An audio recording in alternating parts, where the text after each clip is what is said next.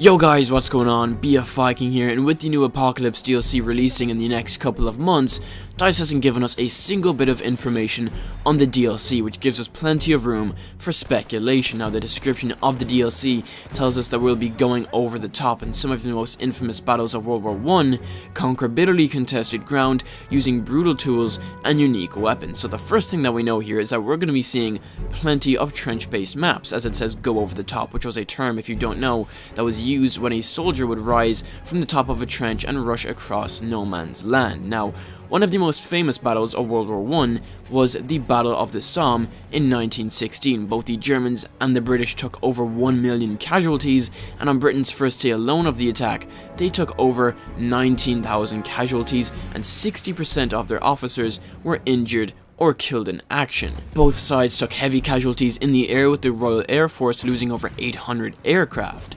The Somme was fought mostly in trench warfare, but after the shelling of both sides, the battlefield was described by a German soldier as looking like the face of the moon. With both sides losing so many men, I would definitely count this as bitterly contested ground, and DICE has actually hinted at a Somme-based map with a skin for the auto revolver. Another possible map to be included in the Apocalypse DLC would be the Battle of Isonzo, which, if you don't already know, is a skin for the Automatico in-game, and many of my map predictions are actually based off skin names, just like what we've seen with the Achababa skin for the No. 3 revolver a couple of months ago. Now, the Battle of Isonzo took place in Slovenia and was fought between the Italian forces and the Austro-Hungarian Empire.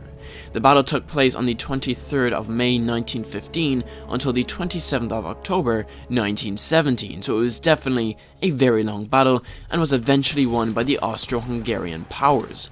Overall, there was 11 battles over the 2 years, which would give DICE lots of options to create a map on, and taking a look at the geographical area, I think this map would be amazing in Battlefield 1. It has a good mix of mountains, rivers and woods, which isn't a combination we have seen in Battlefield 1 just yet, and seeing how we only have 2 maps based on the Italian and Austro-Hungarian forces, I think this would be a great opportunity for DICE to create a map based around the Battle of Isonzo.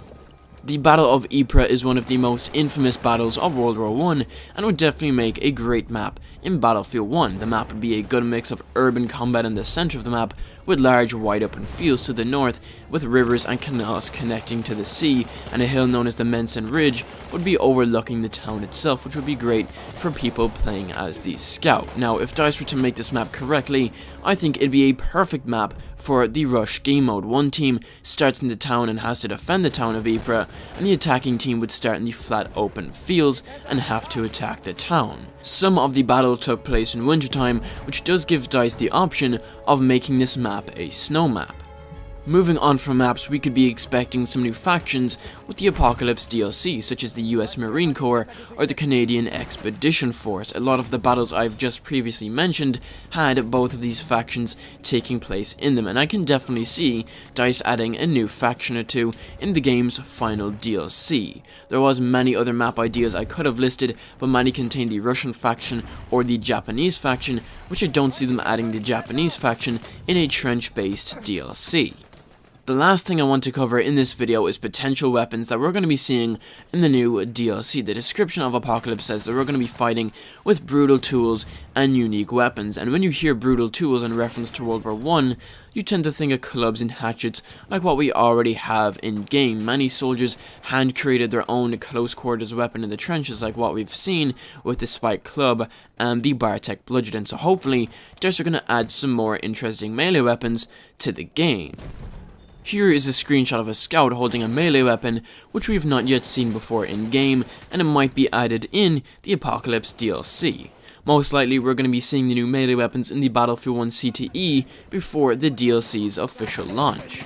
With Apocalypse being the last DLC, hopefully DICE will follow along the lines of In the Name of the Star and include 6 new maps instead of the 4 that we're used to, along with many new weapons and variants for those new weapons, which I think DICE will be doing, seeing it is the last major DLC for Battlefield 1. So let me know what you guys would like to see introduced in the Apocalypse DLC down in the comments below. Anyways guys, if you enjoyed the video, make sure to leave a like.